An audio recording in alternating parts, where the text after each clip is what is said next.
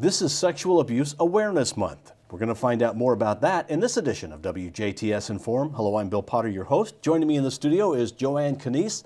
Joanne is with Crisis Connection, and Joanne, it's always a pleasure to have you to come into the show, and well, the topics we talk about are always a pleasure. That's right. However, it's always good to have you in Well, to talk thank about you. because Thank you. I really like the way you present things. Well, thank you. I think it brings it more home. Thank you. Okay, April is Sexual Abuse Awareness Month, and I guess we're talking all ages? Absolutely. It also is Child Abuse Awareness and Prevention Month, so it's good, I think, that they fall at the same time. So yes, all ages. You know, I was sharing some statistics with you before we started airing, and Indiana is actually the second worst state in the nation for high school girls being sexually assaulted. And 1 in 5 Indiana women will be raped in their lifetime. It's just phenomenal to me. That's more women will be sexually assaulted than smoke. That's how big it is. In Indiana. In Indiana. That is absolutely amazing. Right. It just seems funny to me. Absolutely.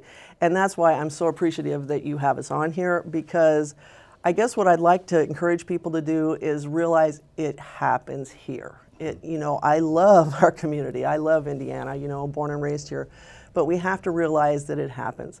So we need to talk about it. We need to especially talk with our teens about consent, about healthy relationships, about the laws. You know, to have sex, to give consent for Indiana, you have to be 16. I think that's too young. High school teenagers don't necessarily agree with me. So that alone, I would encourage you to have conversations with boys and girls, young men and women especially. Now, Indiana being so high, I mean, we're the heart of the Midwest. It just doesn't seem right. And I guess in the circles I run in, I would think that doesn't make any sense. But it is happening, and is it probably because we are so quiet about what we do? Right. And obviously, like you said, it's not an easy subject to talk about. You know, it absolutely is not an easy subject to talk about. But here at our office, we get several hundred victims a year. Now, I guess I'm glad you don't know about that, because we want to keep them confidential, right, and respect the victims or the survivors' personal rights. But at the same token, people need to know what's happening. And the challenge there is we also need to hold perpetrators accountable. That's not so much. In the nation, if there's 12 rapists, only 1 goes to jail. So, yeah. And is that because victims oftentimes become victims again if they talk about it? Yeah, and that's the stereotype, and certainly it has been. That has changed over the years. For example, Crisis Connection has 4 victim advocates, and so the process of you know, helping someone through that has changed a lot. And for example, at Memorial Hospital and Healthcare Center, there's a SANE nurse, which stands for Sexual Assault Nurse Examiner, and that's Lori Daniel, and she's phenomenal. We provide comfort kits, so like you don't have to leave the hospital in the clothes you were attacked in. You get a duffel bag that has, you know, sweatpants, a t-shirt, undergarments, toothbrush, that type of thing. So we really do try to treat the survivors with a lot of dignity and respect. Well, now this is a terrible thing, but if it does happen, absolutely, I guess the most important thing is to get help, and help can be confidential. Absolutely. By calling Crisis Connection. Absolutely. And we have an 800 number 24 hours a day. It's 1-800-245-4580. But the thing I would encourage, and especially, you know, the stereotype of college, kids in college, and, you know, we have seniors graduating at this time of year. I would highly encourage them to get educated about this. In fact, we have a special edition newsletters for seniors, and I go into most of the local schools and talk to the seniors on how to be safer and not to be perpetrators, if you will. But the thing I would encourage you to do is at least seek immediate medical attention. Don't use the restroom. If you must, you know, save that first urine in a cup so they can test it for predatory drugs. Ask for a SANE nurse. In Indiana, they're actually called insane nurses, Indiana. Okay, all right. So that's an easy way to remember it. And at least get that medical attention, because if, you know, sexually transmitted diseases and that type of thing, you want to get that attention. And you know, Bill, it also happens to men and boys. So let's not forget about that. And many times it's even harder for men and boys to come forward because society can sometimes re-victimize them again by calling them inappropriate names through no fault of their own. And when you say come forward, you're not necessarily meaning you're not going to step into the limelight. No. So we want people to understand when you mean Right. come forward, you mean to let somebody know what happened. Right. So that the proper steps can be taken to Right. prevent it again with somebody else. Right, and it's traumatic. Again, I was sharing, we meet with a lot of the younger kids in school, and we talk in schools and in faith communities, and we talk about personal space and boundaries. So I even have this example of this little hula hoop, right? Right. So like the smallest little hula hoop, which I barely fit in here, we tell them, well, that would be someone that would give you a hug and a kiss, and that would be somebody who you would let do that, you know, grandma or whatever, if you feel appropriate. Then we have little bigger hula hoops. So the next one might be a handshake, the next one might be a smile, but you choose your personal boundaries. But now let's say, you know, if you're sexually assaulted, they're in this space. That's pretty close, and that's pretty traumatic for any age. So come forward. You need help for your heart and soul, and you need to understand, no matter what, it's not your fault. You know, no one deserves to be a victim of crime, okay? And the other thing I want to address is, I get asked this question fairly enough. Well, many times rape is misreported. And you know what? It is. But the FBI will tell you it's the most accurately reported crime there is. And why we think that as a society is when it is misrepresented or is falsely accused, that's the headline of the week, or that's the movie of the week, because that's the one that, you know, media picks up on. And so that's the one we hear about. So of course our vision's clouded because of the several hundred that we had, you didn't hear about. Make sense? Yes. Yeah. Now, I guess at times there's going to be rape that's just a strange person with another stranger. But there's times maybe where there's things that are leading up to a rape over weeks or maybe even months. And maybe if you realize what that personal boundary is, you can stop something before it gets to that by getting help. That's right. And the other thing we need to understand, and especially with kids and adults, it's not typically a stranger. 90% of the time, it's someone you know, trust, and perhaps love that forces themselves upon you. So we teach the kids to say no if they get in their space and go and tell. No, go and tell. And then we tell them to tell a trusted adult. So if you have children, I don't care what age they are, ask them who they think some trusted adults are in their life, on who they can go to. No matter what age, you need to do that. But again, you know, if dad comes into the bedroom in the middle of the night, they can't really go right then. So, you know, they have to go and tell.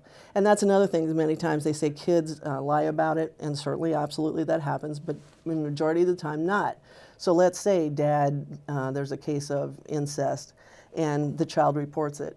Well, then dad gets taken away. Well, the child doesn't necessarily want that to happen, right? So they'll recant, because because they still love dad, right? So many, you know, sometimes children recant and then say, oh, they just lied about it. No, probably not, you know. How do you know? Well, Yeah. I mean, that's a real tough line to know. Yeah, this whole issue is a really tough line, but we're really fortunate. We have what we call the multidisciplinary task force.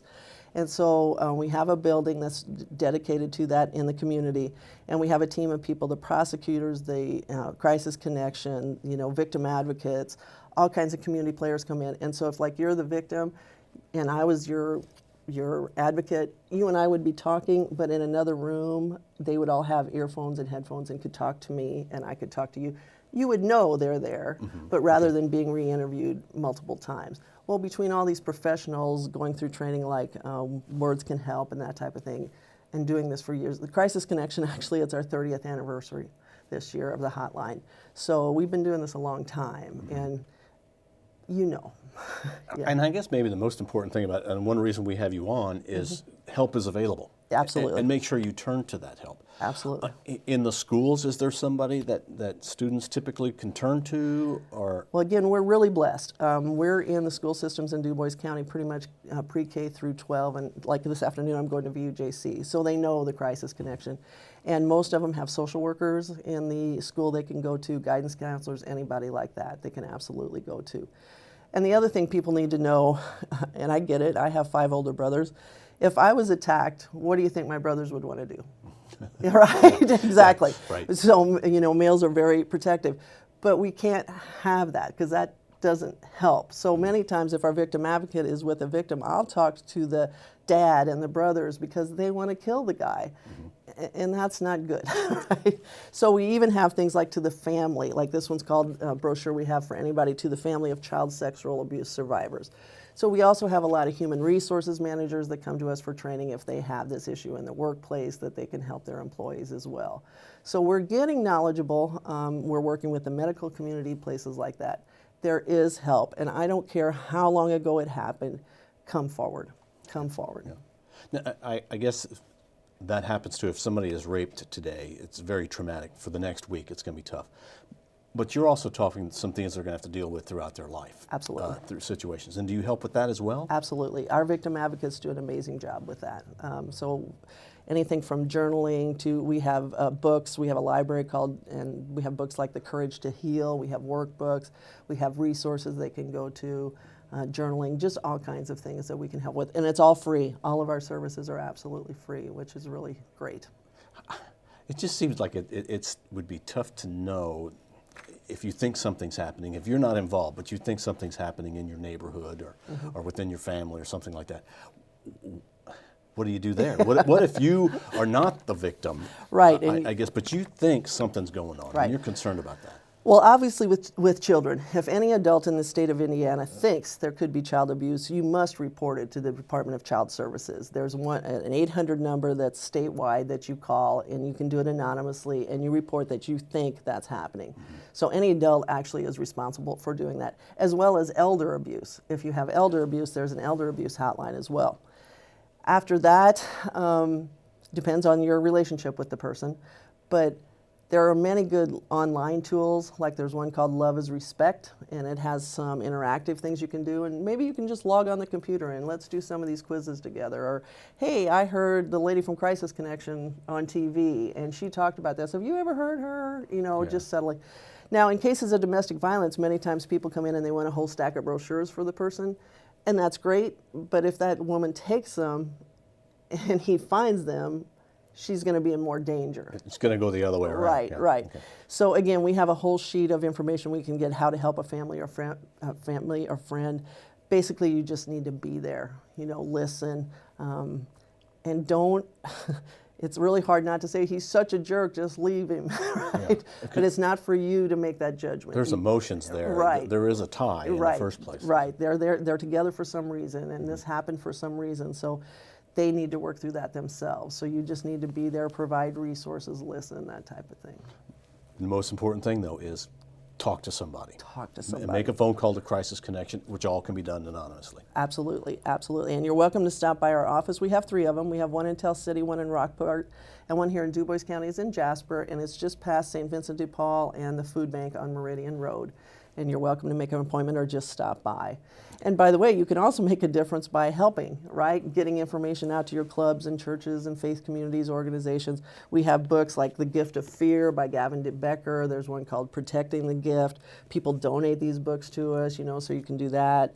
We have books for children, you know, so financial donations, you know, sharing your talent, any of that just makes a difference. So it's all about awareness. All about awareness and prevention. Yeah, absolutely. Well, awareness hopefully leads to prevention. That's right. That's right. Absolutely. Joanne, thank you very much for coming in and talking with us. Well, sure. Thank you for having me. Our guest has been Joan Knies with Crisis Connection. Really, if you do know some situation or you're involved in something, please call to get help. Call Crisis Connection.